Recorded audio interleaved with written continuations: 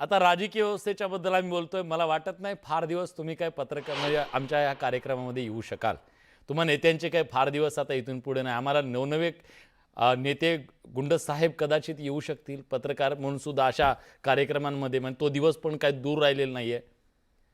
राजकारणामध्ये खऱ्या अर्थानं जाऊन काहीतरी बदल करावा असं वाटून राजकारणात येणाऱ्या लोकांच्यासाठी राजकारण राहिलेलं नाहीये का? का तुम्हा राजकीय लोकांना अशा लोकांची साथ संगत करावी लागते? सामान्य माणूस इतका बेदखल आणि इतकं गृहीत धरून सगळं हे पुढे रेटलं जातंय का? काय करू शकणार आहात तुम्ही आमचं? आम्ही करू ते होईल. विलासजी, माझ्यासारख्या राजकारणामध्ये 10-11 वर्षापूर्वी सक्रिय झालेल्या कार्यकर्त्याला आणि माझ्यासारखे सगळ्या पक्षामधले, इथं मी थोडा वेळ पक्ष बाजूला ठेवतो, हा. हे युवक तरुण कार्यकर्ते, शिकलेले कार्यकर्ते, थोडं चळवळ करायची, लोकांच्या प्रश्नावर काम करायचं म्हणणाऱ्यांसाठी ही खरं म्हणजे धोक्याची घंटा आहे. तुम्ही सांगितलं की उद्या आता आमच्या समोर काहीतरी गुंड चर्चेला येतील. गुजरातमधले मोठे मोठे गुंड तुम्ही चर्चेला बसवलेले बघितले, आम्ही देशानं पण ते सगळ्यांनी सहन केले.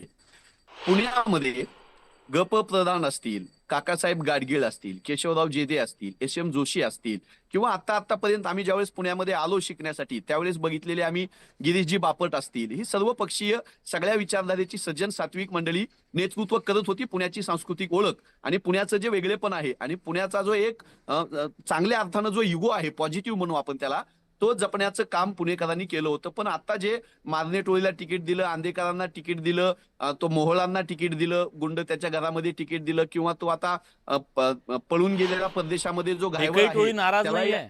एकही टोळी नाराज, हा, कोणीच नाराज केलेलं नाही कुणाला. तर हे सगळं आमच्यासारख्या राजकारणामध्ये येणाऱ्या तरुणांसाठी, युवकांसाठी ही धोक्याची घंटा आहे. मी स्वतः अगदी व्यक्तिगत मुद्दा सांगायचा झाला तरी 12 वर्षाच्या राजकीय आयुष्यामध्ये 2 हल्ले गुंडांकडून आम्ही स्वतः पचवलेले आहेत. आत्मविश्वास खच्ची होतो. आपण ज्या मार्गावर चालतोय त्या मार्गाबद्दल शंका निर्माण होते, भीती बसते, आणि सज्जन माणसं राजकारणामध्ये आता संपली आहेत का? पर्टिक्युलरली अजितदादांचा राष्ट्रवादी पक्ष आणि भाजपाला माझ्या पिढीनं प्रश्न विचारला पाहिजे की भारतीय जनता पक्षानं रामभाऊ म्हाळगी प्रबोधिनीमध्ये ह्या गुंडांना बसवावं ना, आणि त्यांना शिकवावं सुसंस्कारित राजकारण, चांगली माणसं द्यावी ना. किंवा अजितदादा यशवंतराव चव्हाण साहेबांचं सतत नाव घेतात. तर माझा साधा प्रश्न आहे की एनसीपीनं परळीच्या नगर परिषद निवडणुकीमध्ये त्या वाल्मिक कराडला तिकीट दिलं नाही, म्हणून खरं म्हणजे त्यांचं अभिनंदन करा, आभार करा, मानलं पाहिजे त्यांचं. इतक्या सगळ्या गुंडाला तुम्ही तिकीट देताय, मग मराठवाड्यामध्ये परळीमध्ये पण त्या वाल्मिक कमाल कराडला द्यायचं होतं ना कमाल ही तिकीट. आहे की अजित पवार तिथली गुंडगिरी थांबवावी म्हणून तिथले पालकमंत्री झालेत. आणि इथं त्यामध्ये उमेदवारी गुंडा, काय कमाल आहे, काय महाराष्ट्र. शेवट हा. हा, बोला बोला. शेवट करतो मी. हम्म. विलासजी, राजकीय पक्षामध्ये निवडणुकीच्या राजकारणामध्ये गुंडांना तिकीट देण्याची अपरिहार्यता ही सगळ्या राजकीय व्यवस्थेचं आपले अपयश आहे. आणि लोकशाहीचा जो गाभा आहे, लोक निर्भयपणे बोलली पाहिजे, आपलं प्रतिनिधित्व त्यांनी केलं पाहिजे. तुरुंगामध्ये असलेल्या माणसाला कॅन्सर येतो. ज्या आंदेकर कुटुंबियांचं उदाहरण दिलं, ते माझ्या काँग्रेस पक्षाच्या वतीनं त्यांच्या कुटुंबातली महिला महापौर होती, पण त्यांच्यावर खुनाचा आरोप नव्हता, जेलमध्ये नव्हते, त्यांच्यावर गंभीर गुन्हे दाखल नव्हते. आता तुम्ही त्या आंदेकरांच्या ताईंचं नाव सांगून तुम्ही त्यांचे मर्डरमध्ये जेलमध्ये असलेल्या मुलाला जर तिकीट देत असाल आणि अगोदर ते महापौर होते आता दिलं म्हणून काय बिघडलं म्हणत असाल, तर तुरुंगामधून फॉर्म भरलेला नव्हता, हत्येचे आरोप नव्हते, खंडणीचे आरोप नव्हते, आणि हा जो माज आहे की काळं कापड घातलेल्या पोलीस घेऊन जात आहेत आणि ते व्हीचं चिन्ह दाखवतायत, तर हे लोकशाहीसाठी धोक्याची घंटा आहे. आमच्यासारख्या सामान्य तरुणांना सगळ्या पक्षातल्या तुमच्या नाकावर टिचून फॉर्म भरतोय, द्या मला मतदान, असं आहे ते. पुणेकरांना चॅलेंज आहे ते. हा. तर हे जरा सगळ्या पक्षांनी, मला याच्यापासून वेगळं समजत नाही, आम्ही सगळ्या राजकीय पक्षांनी याचं समर्थन न करता ह्या अपरिहार्यतेतून बाहेर पडण्यासाठी, भारतीय जनता पक्ष सत्तेत आहे, अजितदादा सत्तेत आहेत, त्यांनी खरं म्हणजे जी कायदा सुव्यवस्था राखायची भाषा केली होती किंवा वेगळं काहीतरी संस्कारी राजकारण किंवा देवेंद्र फडणवीस जे भाषणामध्ये सांगतायत, तर ह्या सगळ्याला प्रामाणिकपणे सामोरे जाण्याची हीच वेळ होती.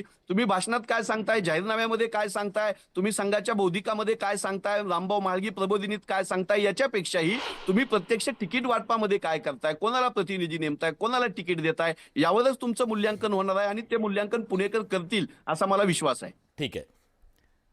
खरं तर विकासजी, मी आज बडे मुद्देला तुम्हाला बोलवलं तेव्हा, अमितजींना बोलवलं तेव्हा मी माहिती काढली, हनुमंतजींना माहिती काढली, तुम्ही लोक कोण आहात आणि कुठून आलात, मी मुद्दाम माहिती काढली. तुम्ही सगळे सामान्य कुटुंबातून आलेले आहात. अशी परिस्थिती, तुम्हाला पण राजकारणात करिअरची संधी मिळाली, सगळ्या गोष्टी झाल्या. तुमच्या कुटुंबानं तुम्हाला आज राजकारणामध्ये पाठवलं कारण राजकारणातल्या चांगुलपणावर त्यांचा कुठेतरी विश्वास असेल.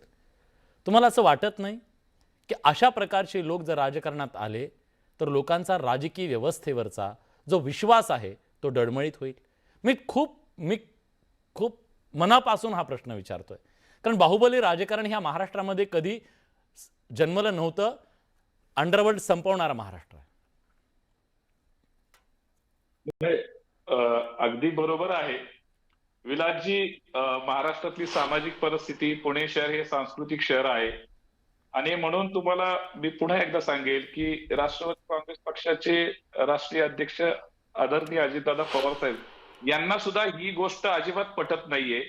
परंतु तुम्हाला हे सांगितलं की काय झालंय आजकाल, की म्हणून मी मागाशी आंदेकर कुटुंबाचं किंवा इतर सर्वच पक्ष हे अधिक प्रमाणामध्ये सर्वांना संधी देतात. पण काय होतं की नेमकं एखादाच विषय समोर येतो. आज आमच्या पक्षाने 165 उमेदवार आहेत, ज्यामध्ये ज्यांना संधी दिली त्याच्यामध्ये अनेक पदवीधर उमेदवार आहेत, अनेक इंजिनियर आहेत, अनेक IT इंजिनियर सुद्धा यामध्ये संधी दिलेली आहे. तर त्यावेळेस पुन्हा एकदा मी सांगेल की आंदेकर कुटुंब आणि त्यांची कौटुंबिक त्या सगळ्या सुशिक्षित लोकांच्या मागे पुण्यातल्या सगळ्या टोळ्या लपू शकत नाहीत. या पुण्यामध्ये ज्या 4 टोळ्या प्रमुख आहेत ना सर, त्या प्रमुख 4ही टोळ्या मी सांगतो, भाजपनं ज्यांना ज्यांना दिले त्यांचे मर्डर केले. हे आम्हाला एवढं कळतं ना, या महाराष्ट्र इतका दुधखोळा नाहीये की राजकीय आरोप असलेल्या व्यक्तीला तुम्ही का दिलात असा आमचा सवाल नाहीये. खुलेआम जे टोळ्या चालवत आहेत त्यांच्याबद्दल आहे सर हे. आणि तुम्ही चांगल्या लोकांना दिला असेल, लोक त्याच्याबद्दल, आम्ही त्याच्याबद्दल कोणीच नाव बोट ठेवू शकत नाही. पण त्या सगळ्या चांगल्या माणसांच्या मागे जर सगळ्या टोळ्यांचं इथं गुन्हेगारीचं राजकीयकरण होत असेल तर प्रश्न नाही विचारायचा? तुम्ही जा तुमच्या नेत्यांना सांगा सर, मी पोल दाखवणार आहे, हा महाराष्ट्र काय म्हणतोय, ह्या महाराष्ट्राला तुमचं राजकारण पटतंय का, आवडतंय का? हा पोल जाऊन तुमच्या नेतृत्वाला सांगा, महाराष्ट्राला हे आवडत नाहीये. भले तुमचा 1 नगरसेवक येईल, 2 नगरसेवक येतील, प्लीज. मी पुन्हा एकदा आपल्याला सांगेल की महिला उमेदवारांना आपण संधी दिलेली आहे की ज्या महिला उमेदवार आमच्या पक्षाच्या कधी काळी नगरसेवक होत्या आहेत आणि त्यांना सातत्याने आपण त्या कुटुंबातल्या महिलांना प्राधान्य देतोय. म्हणजे ज्या पक्षाची यशवंतराव चव्हाण साहेबांपासून जो संस्कार आहे ते मध्ये महिलांना जास्तीत जास्त संधी माननीय पवार साहेबांनी सुद्धा, माननीय अजितदादांनी सुद्धा कायम महिला प्रतिनिधीला संधी दिलेली आहे. आणि त्यामुळे या महिला आमच्याकडे पूर्वी नगरसेवक होत्या, त्यामुळे त्यांना पुन्हा एकदा संधी देण्याचा प्रयत्न आहे. आणि त्या ठिकाणावरून लोकांची मागणी असते, दाऊदच्या कुटुंबातल्या महिलांना द्यायची संधी. नाही, एक लक्षात घ्या, दाऊदच्या कुटुंबाचा आणि ह्या गोष्टीचा अर्थार्थी काही संबंध नाही. कारण नाही, स्थानिक स्वराज्य संस्थांच्या निवडणुका असतात, मग त्यांना महापालिकेच देऊ ना.